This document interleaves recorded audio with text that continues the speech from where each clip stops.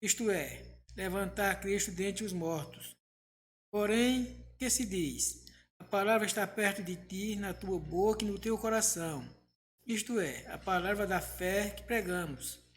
Se com a tua boca confessares Jesus como Senhor, e em teu coração crês que Deus ressuscitou de entre os mortos, serás salvo. Porque com o coração se crê para a justiça, e com a boca se confessará a respeito da salvação.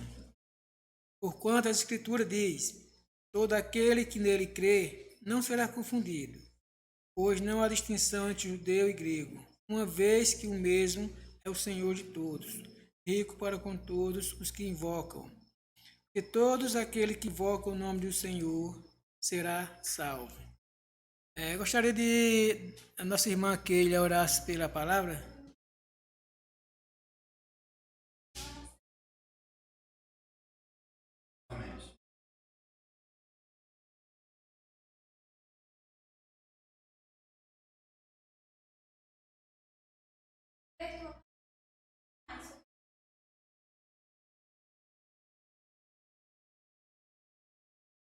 Agora temos os salmos e hinos.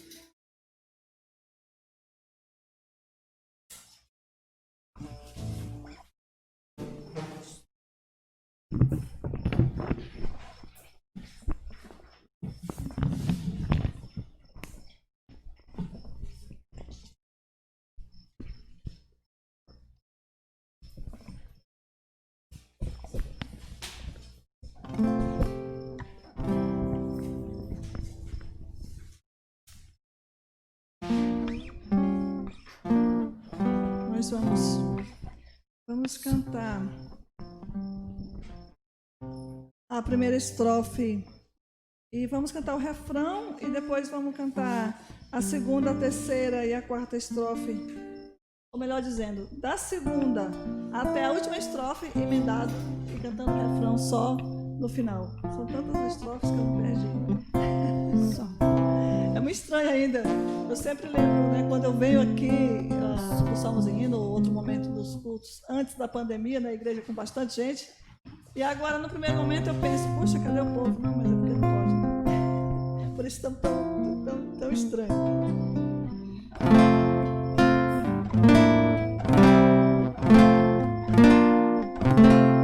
Senhor, meu Deus, quando eu maravilhado contemplador nessa criação, a terra e o mar e o céu todo estrelado me vem falar.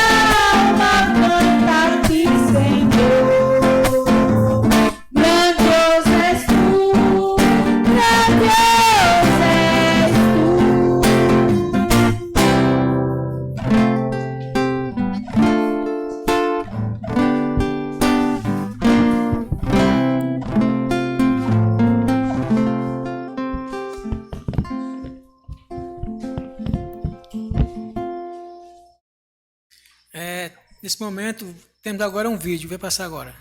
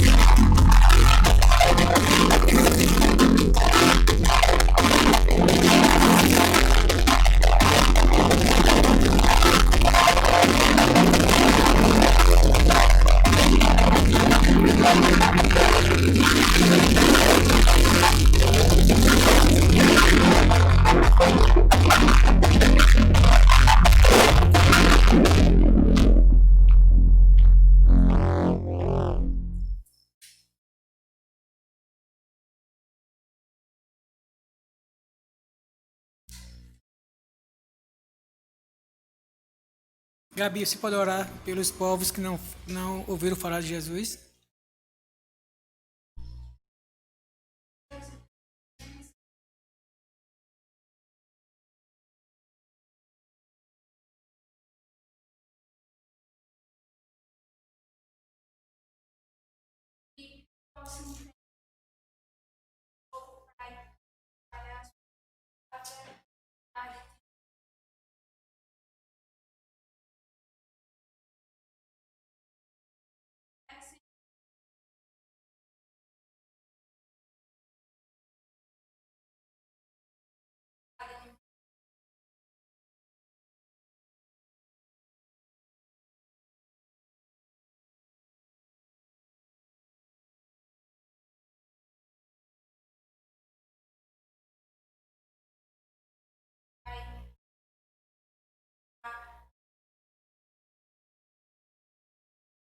Amém. O grupo de louvor está com oportunidade e o dízimo de oferta.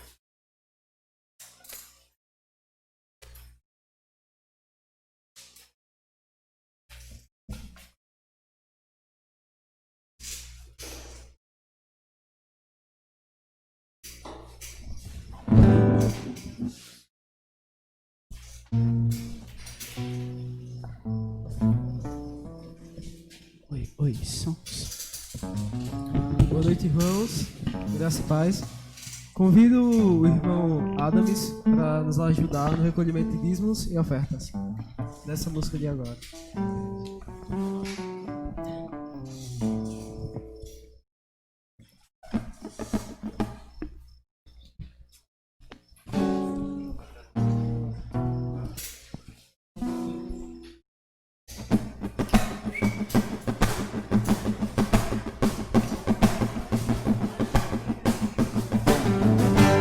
Vamos ficar de pé.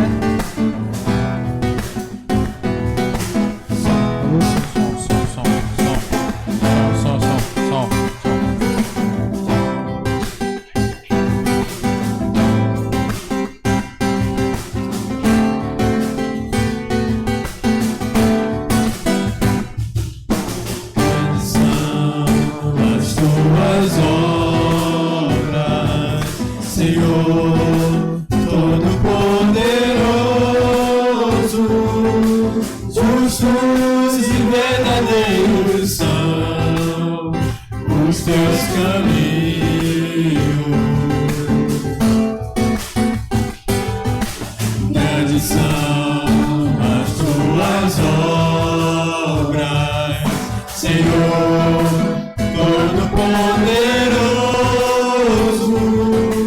Justos e verdadeiros são os teus caminhos.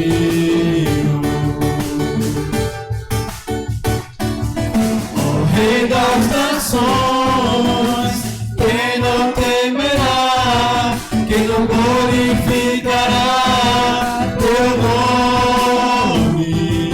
Ó Rei das nações, quem não te louvará, pois só teu nome é santo.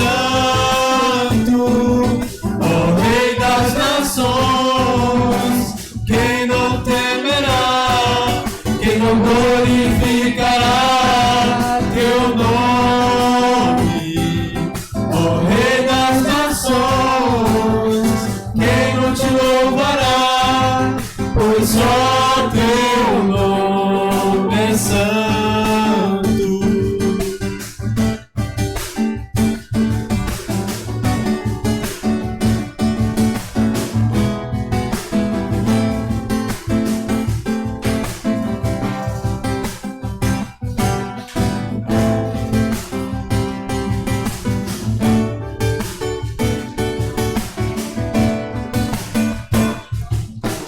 Todas as nações virão e adorarão diante de ti, pois os teus atos de justiça se fizeram manifestos.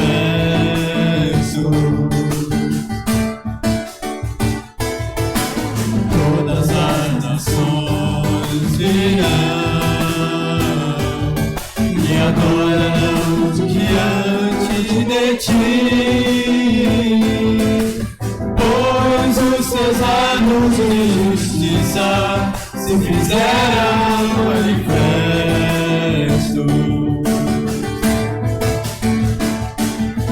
Ó Rei das nações, quem não temerá, quem não glorificará teu nome?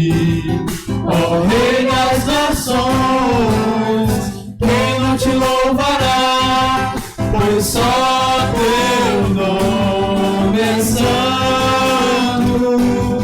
Ó Rei das nações, quem não temerá, quem não glorificará teu nome? Ó Rei das nações, quem não te louvará, pois só teu nome é santo.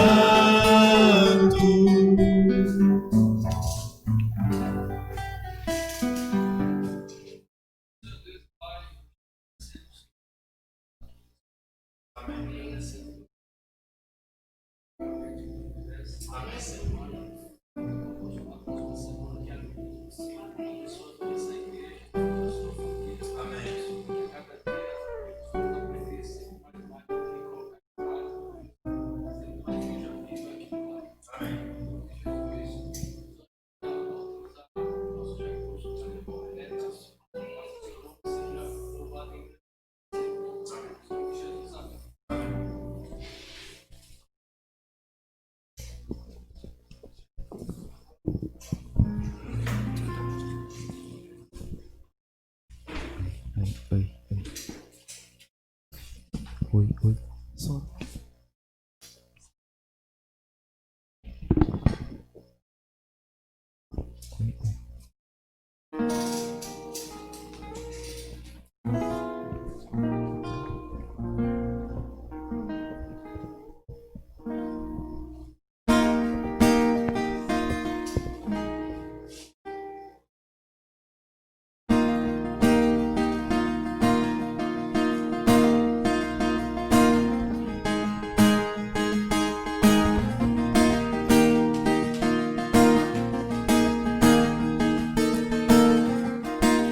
Vamos ficar de pé?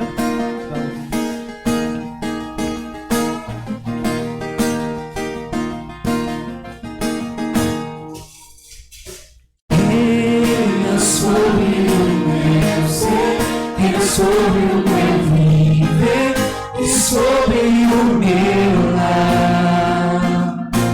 És o autor da criação, o motivo da canção que estou a cantar. És a vida, és a glória, o poder de Deus Pai, o pão vivo, sangue puro, a estrela da manhã.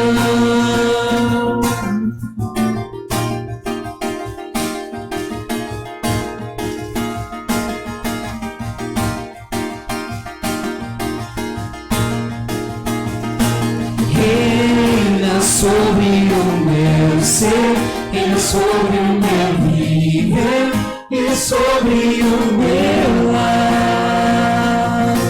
És o autor da criação, o motivo da canção que estou a cantar.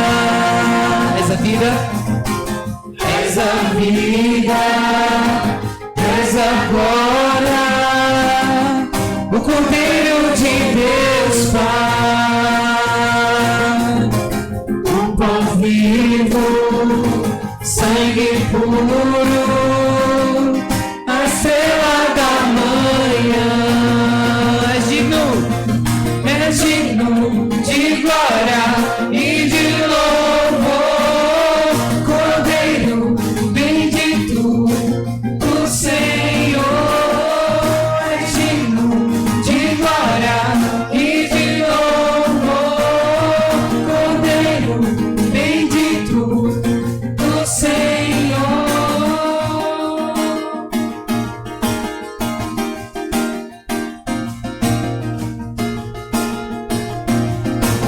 Reina sobre o meu ser, reina sobre o meu viver e sobre o meu lar.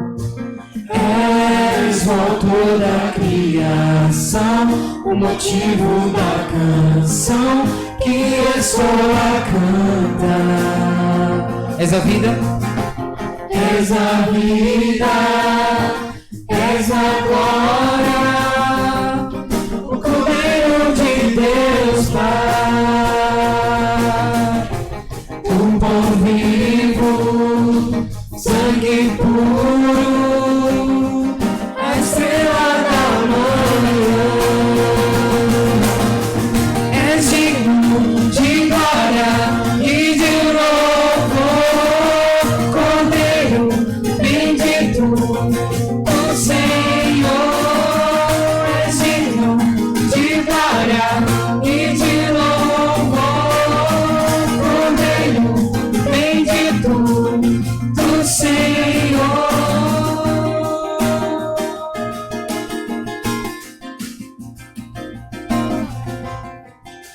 Podem se sentar.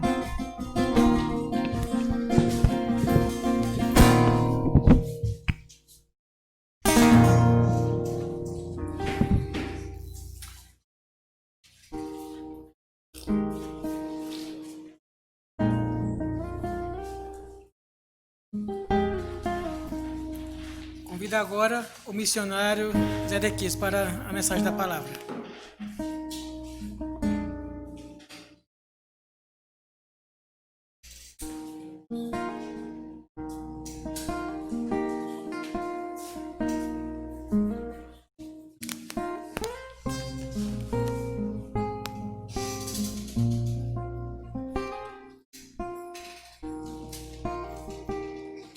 Boa noite para quem ainda não vi. Vamos meditar a palavra de Deus. Vamos abrir nossas Bíblias em Romanos.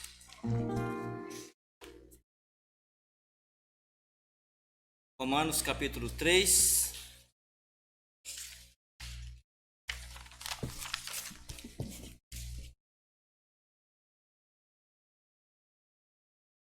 Vamos ler do 21 e 22.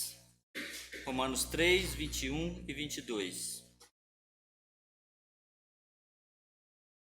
Mas agora, sem lei, se manifestou a justiça de Deus, testemunhada pela lei e pelos profetas. Justiça de Deus mediante a fé em Jesus Cristo para todos e sobre todos os que creem, porque não há distinção.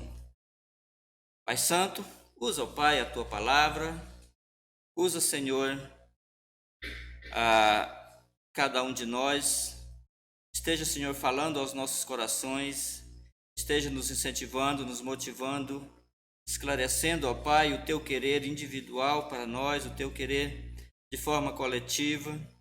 Esteja, ó Pai, nos mostrando aquilo que o Senhor quer fazer em nós e através de nós. Guia-nos, ó Pai. Aceita, ó Pai, esse culto de adoração a Ti e construa, Senhor, em nós um espírito cada vez mais intenso de adorador. Muito obrigado, Senhor, te oramos em nome de Jesus. Amém. Então, irmãos, esse texto, ele me faz pensar um pouquinho a mais nesta relação igreja e Israel. Os irmãos que já estavam aqui acompanharam a Deus estabelecendo Israel, Deus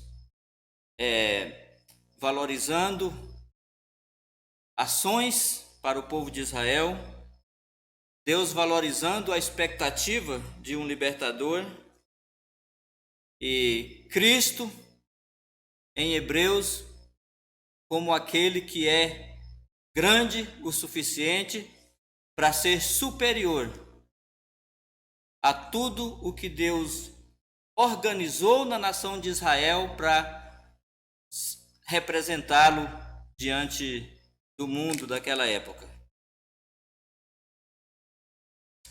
Esse livro de Romanos, ele me chama muita atenção, especialmente pelo foco dele, pelo foco em que Paulo se vê. Após o Império Romano ter tentado expulsar todos os hebreus de Roma e das regiões circunvizinhas, surge uma igreja forte, surge uma igreja que Paulo teve a audácia de entrar em contato com ela e dizer assim: olha, eu estou fazendo planos de passar por aí e contar com o apoio de vocês para ir mais na frente na Europa. Eu quero conhecer essas regiões do extremo ocidente. Paulo fala que ele queria ir até a Espanha. E ele conta com aquela igreja em Roma. E aquela igreja de Roma, antes desse livro, a gente não tem nada dela. O que se tem é que com o Pentecostes tinha gente de todas as línguas que foram faladas ali. E com a primeira perseguição em Jerusalém, muitos fugiram e ninguém sabe onde essas pessoas que fugiram foram parar. Mas sabe-se que formou na capital do império uma igreja, e que após Paulo tomar conhecimento dessa igreja, ele se vê na liberdade de entrar em contato com aquela igreja e comunicar que ele tinha esses planos que depois Deus foi segurando, até que após a terceira viagem missionária de Paulo, aí Paulo vai para Jerusalém, de Jerusalém ele vai preso e Deus fala com Paulo: olha, agora eu vou te levar para Roma. Deus leva Paulo para Roma, não da forma que Paulo imaginava. Paulo imaginava aí como um missionário capitalizado. Bom, eu vou fazer um intervalo aqui, vou viajar, vou passar em Roma, vou visitar os irmãos, vou conhecer o trabalho até chegar à beira-mar no extremo ocidente. Mas Deus queria levar Paulo para pregar para autoridades. E leva Paulo preso. E a gente sabe da história, que enquanto Paulo estava preso, todo dia ele tinha a oportunidade de pregar para um bocado de soldado. Aquilo é interessante. E depois ele ganha uma liberdade assistida e ficou preso em casa, na casa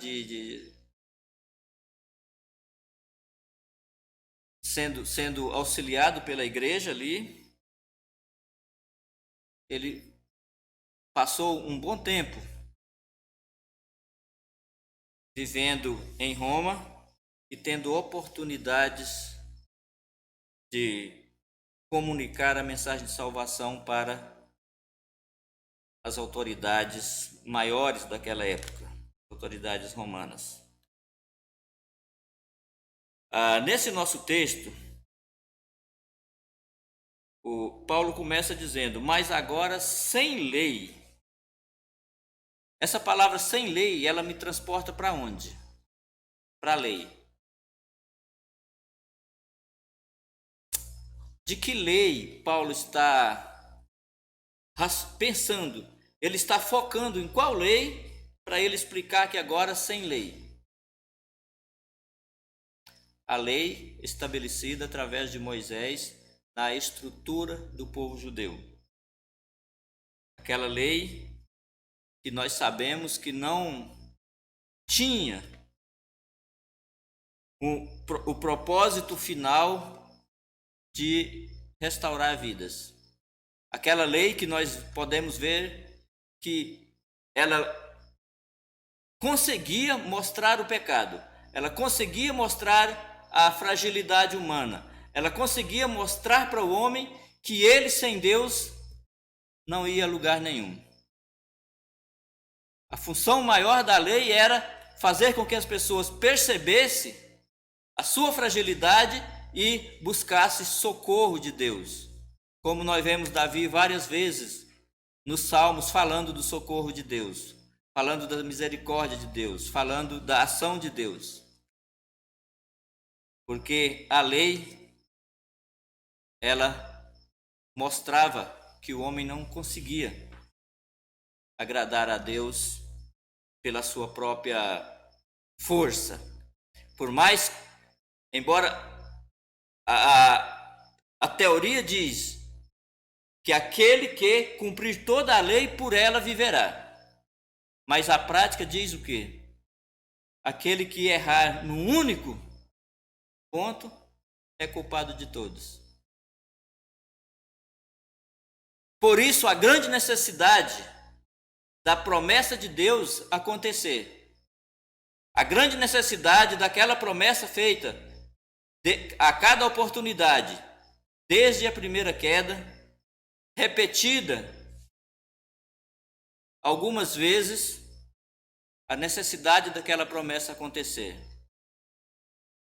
O Cordeiro de Deus que tira o pecado do mundo.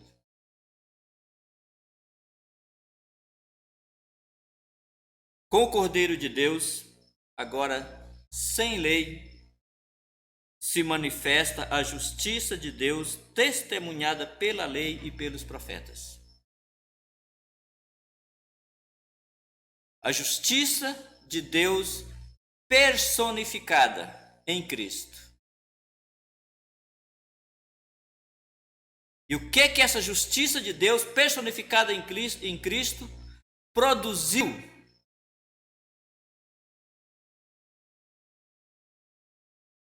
Primeiro, ela produziu um sacrifício. Um sacrifício que, segundo Hebreus, foi suficiente para agradar a Trindade eterna. Um sacrifício que Depois que ele aconteceu, não precisava acontecer mais nada. O Pai, o Filho e o Espírito Santo, com a realização daquele sacrifício, disse agora, isso é suficiente. A graça, o acesso do homem a Deus gratuitamente, e a palavra gratuitamente é livre de sacrifício, agora podia acontecer. Testemunhada pela lei, ou seja, a cada ano o povo de Israel podia ter diante de si aquela visualização de que o Cordeiro de Deus viria para tirar o pecado do mundo. Testemunhada pela lei e pelos profetas.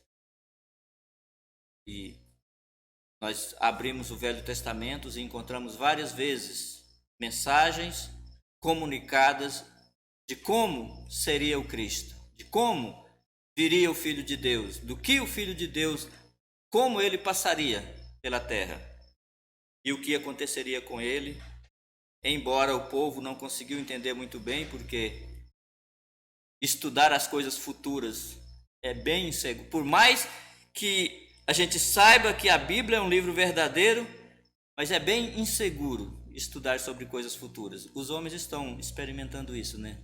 Tentando estudar Apocalipse. Por mais que a gente lê o texto, mas um texto parece que não combina com o outro e a gente fica olhando as pessoas que estudam mais e um que a gente podia acreditar nele, ele vai por um rumo, e o outro que tem a mesma qualidade de intelectual vai por outro rumo, e a gente estuda aqui, estuda ali e acaba tendo que dizer como eles mesmos dizem: quando chegarmos ao céu, um de nós vai dizer para os outros: eu não te disse que era desse jeito? Mas foi testemunhada muitas vezes e de muitas maneiras aos nossos pais pelos profetas. O verso 22, justiça de Deus mediante a fé em Jesus Cristo. A diferença do sacrifício de Cristo para o sacrifício de animais, no sacrifício de Cristo, tudo procedeu de Deus. Nós conhecemos a história toda, então é fácil olhar para o passado. Nós sabemos que Deus prometeu, nós sabemos que a Virgem concebeu, nós sabemos que o anjo chegou e disse: o que vai ser nascido é do Espírito Santo. Nós sabemos que quando Jesus foi batizado, Deus se manifesta, dizendo que esse é o meu filho amado. Nós sabemos dos milagres, coisas que Jesus fez que o homem não faz. Nós sabemos de como Cristo se deixou ser preso, de como Cristo, com a capacidade que ele tinha, que ele mostrou algumas vezes. É só nos lembrar uma vez no templo, Jesus estava no templo e as autoridades começaram a encontrar uma maneira para prender Jesus, e Jesus desapareceu do meio deles. Jesus, de alguma forma, ele sutilmente não se deixou ser preso, né? Porque não era chegada a hora. Quando chegou a hora, ele se deixou ser preso, ele se deixou ser crucificado, ele se entregou de uma forma que surpreendeu as autoridades, enquanto os outros que estavam ali presos com ele ainda estavam vivos. Jesus já tinha morrido muito rápido, rápido demais para quem era acostumado a ver pessoas crucificadas que ia agonizando, agonizando por um tempo muito maior. E Jesus, chegou o momento, chegou a hora, ele disse: está consumado. Então, a obra dele se completava ali, e aí ele entrega o Espírito.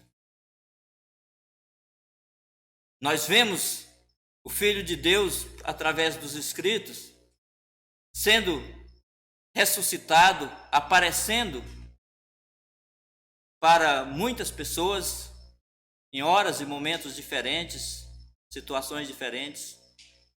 Nós temos a informação de quando ele foi levado às alturas.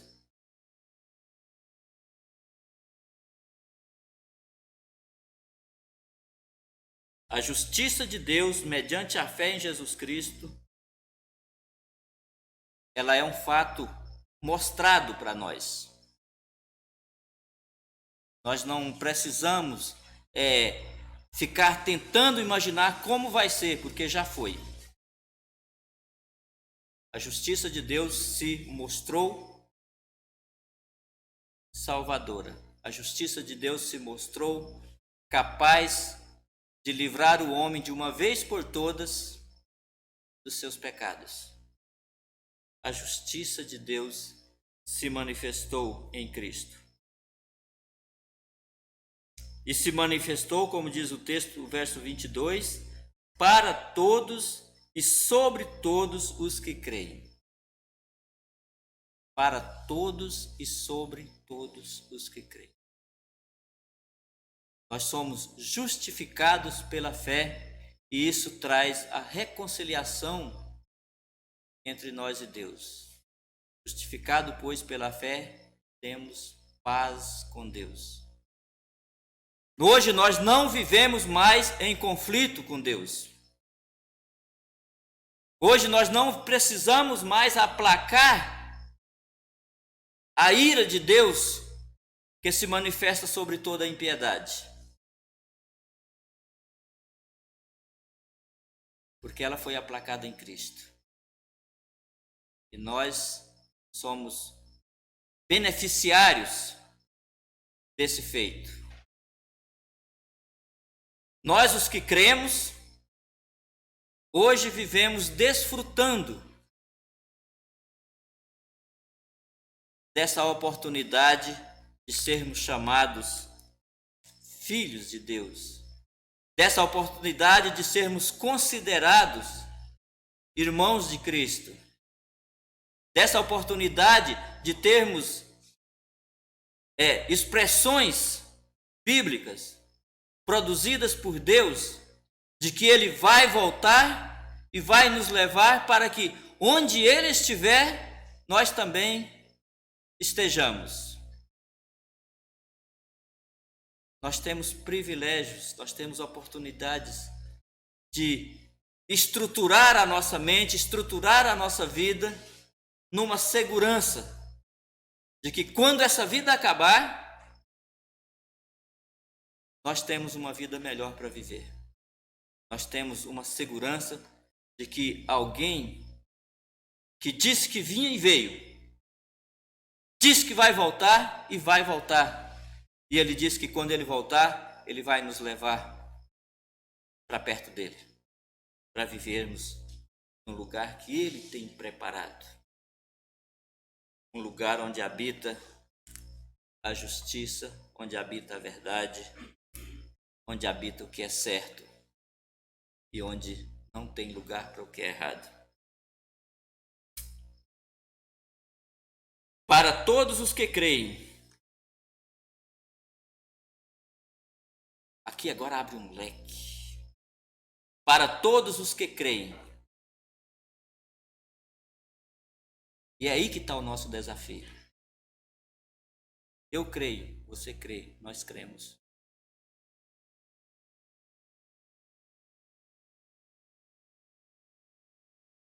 E os que não creem?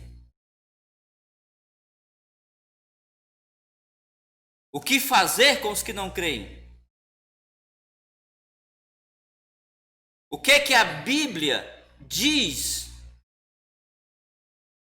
O que é que Jesus, quando estava ainda na terra, tentou convencer os seus discípulos? Depois de mostrar para os seus discípulos quem ele era e o que ele tinha vindo fazer na terra, ele vira para os discípulos e diz: Vós sois testemunhas dessas coisas. Pensando em ser testemunhas, eu pensei numa coisa bem simples, para a gente pensar rapidinho. O meu pai plantava roça no sítio de um amigo, e entre aquele sítio e a região onde a gente morava, tinha um outro sítio que tinha um senhor idoso, e aquele senhor idoso veio a falecer. E ele tinha alguns filhos assim meio atrapalhados do juízo. Um dos filhos, ou mais de um dos filhos, eu não sei, a primeira coisa que fez foi, passou uma cerca de madeira na estrada e colocou uns arames farpados soltos no chão. Ou seja, estava dizendo que não queria que mais ninguém passasse por aquela estrada. Sabe o que aconteceu alguns dias depois? Alguém incomodado foi na justiça e chegou uma intimação lá em casa. Não foi só na nossa casa, foi em várias casas. Pessoas que usavam aquela estrada.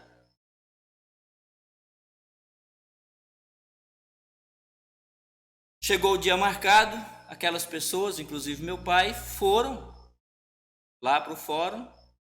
E o que aconteceu? O meu pai foi perguntado ao meu pai há quanto tempo meu pai passava por aquela estrada.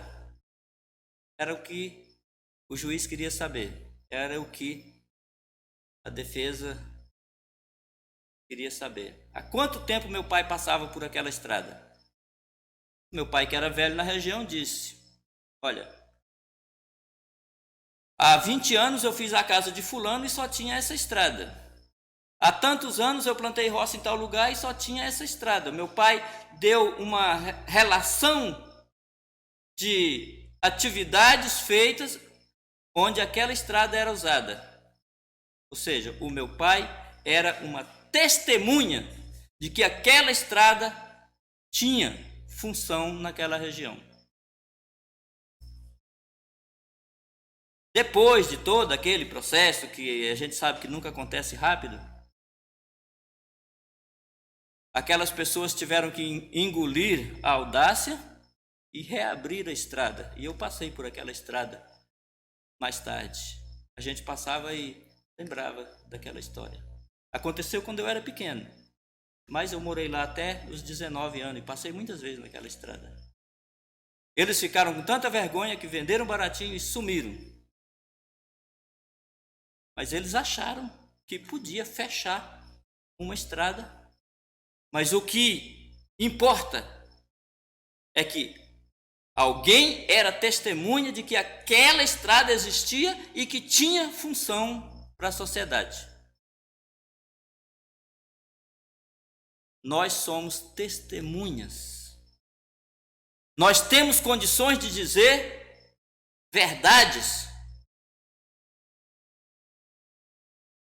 que convencem pessoas de que Cristo prometeu que vinha e veio, de que Cristo prometeu que vai voltar, e se ele veio a primeira vez, ele vai vir de novo.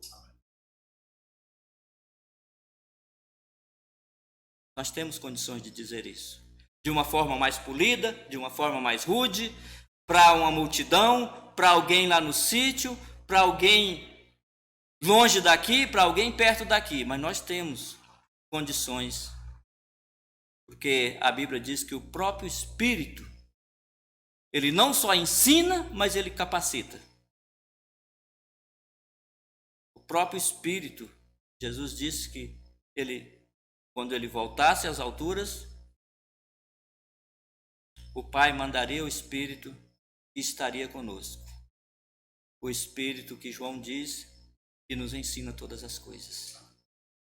E nos ensina a hora de falar e nos ensina a hora de ficar calada. Nos ensina a hora de ficar presente e nos ensina a hora de sair de perto. Nos ensina o que é certo, nos ensina como nos livrar do errado. E nos ensina a dizer para o mundo que Jesus vai voltar. E quando Jesus voltar, ele vai executar aquilo que ele prometeu.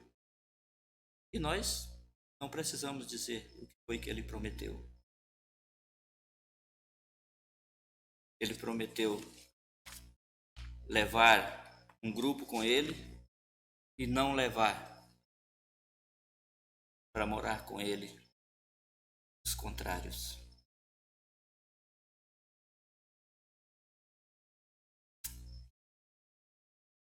Então é o desafio para nós. Ser testemunhas verdadeiras.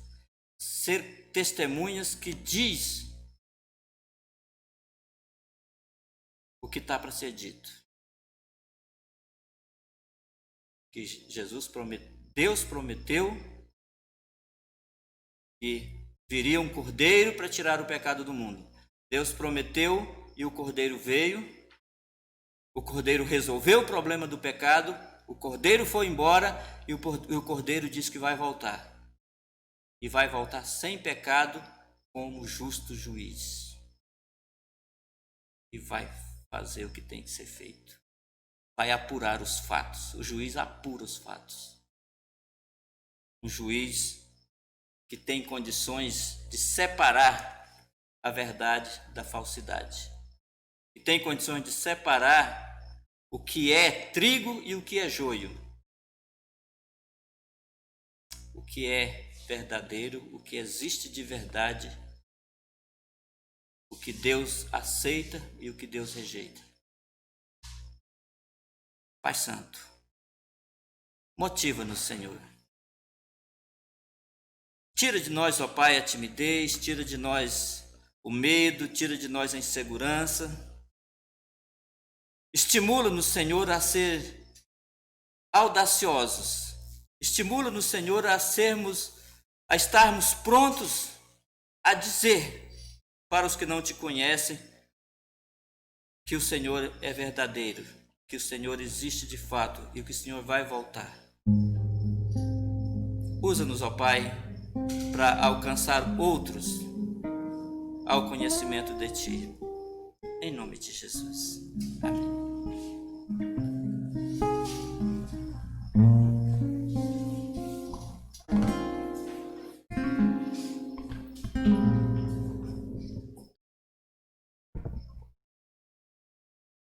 Convido o grupo de louvor, em seguida os avisos finais com o pastor Mário.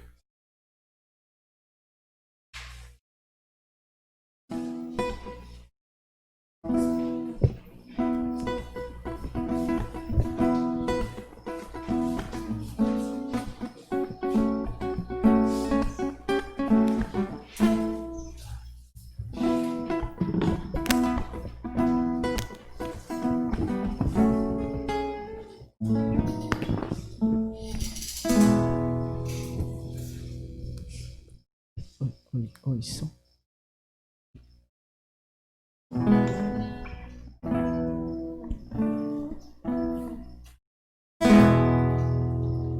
Porque Ele vive, posso crer no amanhã.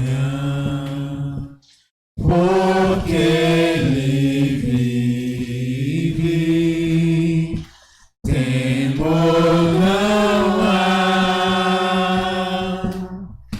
Mas eu bem sei, eu sei que a minha vida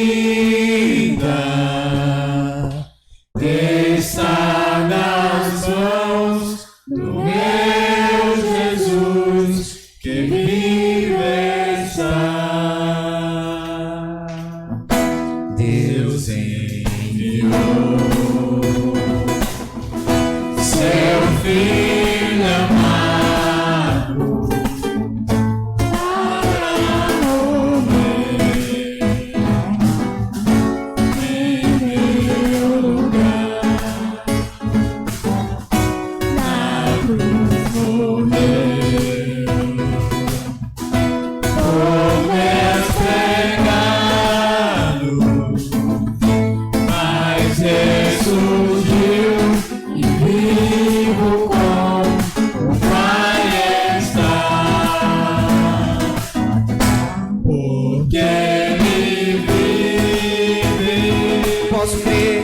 posso crer no amanhã, porque Ele vive. Temor não há, mas eu bem sei, eu sei que a minha vida está nas mãos do meu Jesus, que vive está. E quando enfim chegar a hora em que a morte enfrentarei, sem medo nem não, terei vitória, verei a glória do meu Jesus, que vive está. Porque Ele vive, posso crer no amanhã, porque Ele vive, temor não há,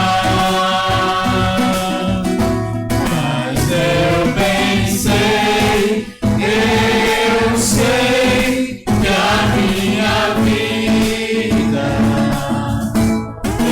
está nas mãos do meu Jesus, que vive está. Por quê? Porque Ele vive, posso crer no amanhã, porque Ele vive, temor não há,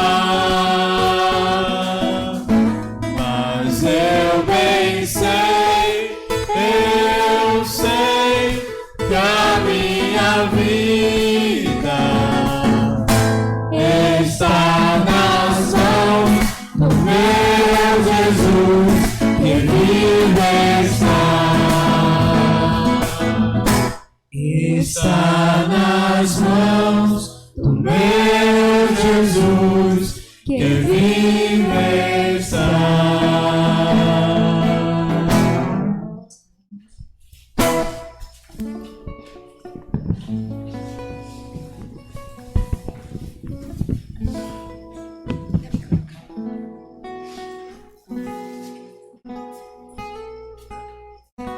Irmão, já estamos chegando ao término. Só queria dar alguns avisos. Terça-feira o EC vai ser pelo Zap. Nós combinamos terça-feira com os homens que aqui estavam, que nós vamos fazer 15 dias aqui, 15 dias em casa. Então terça vai ser em casa, na outra terça a nossa reunião será aqui na igreja. Quinta-feira teremos nosso estudo bíblico. Estamos dando uma olhada no livro de Obadias, um livro curto, um livro pequeno, só 21 versículos, escrito há tanto tempo, mas que ainda fala de forma muito clara nos dias de hoje. Eu queria lhe convidar para estar conosco quinta-feira às 7 horas, para junto darmos mais uma olhada nesse livro. Vamos ver o propósito do livro, porque Deus, na sua muita sabedoria, permitiu que Obadias entrasse no cano bíblico, fizesse parte dessa coletânea aí de 66 livros. Por que Obadias está ali na Bíblia? Quais os ensinamentos, qual o aprendizado que podemos tirar para as nossas vidas? Um acontecimento de tantos anos atrás, um erro familiar, provocou uma situação complicada, tanto para o povo de Judá, como o povo de Edom. Tudo começou ali naquela família de Isaac, onde houve aquela focatrua do irmão com o outro, e aí começa a confusão. Edom é um povo que provém dos judeus, de Esaú. E aí surgiu essa confusão toda que arrastou-se por décadas, por séculos. E chega 1500 anos depois, Obadias vai falar sobre isso. Então, qual é o aprendizado que esse livro traz para nós hoje? O que é que a gente pode tirar de aprendizado para os dias de hoje, em pleno século 21? Em uma prova clara, Obadias, de que a palavra de Deus é viva, ela não envelhece, ela não fica ultrapassada, vai passar séculos e ela vai continuar sendo a palavra de Deus. O céu passa, a terra passa, mas as minhas palavras não hão de passar. Vamos orar, vamos colocar de pé. Eu queria agradecer a presença do nosso irmão Cleito, que está conosco, que Deus abençoe. Tivemos o primeiro momento de 6 às 7 horas e depois agora de 7 às 8. E essa é a proposta para esse mês. Vamos ver como é que ficará setembro. Vamos orar. Senhor, muito obrigado pela tua palavra, pelos louvores, pela vida de cada pessoa que veio aqui essa noite. Te agradecemos pela vida do nosso irmão Cleito, que o Senhor continue a abençoá-lo, abençoar a sua família, suprir necessidades, abrir portas. Abençoa o teu servo, Senhor. Queremos te pedir por essa semana que começou hoje. Nos livra de todo mal. Abençoa aqueles que precisam, Senhor, de uma cura, aqueles que precisam de uma libertação, aqueles que precisam de um milagre. Abençoa a nossa reunião dos homens terça-feira. Abençoa o estudo bíblico quinta. E o culto que teremos domingo novamente, de 6 às 7 e de 7 às 8. Leva-nos em paz. Nos dá uma noite de sono reparador e nos prepara para o dia de amanhã. Muito obrigado, Senhor, no nome de Jesus. Amém.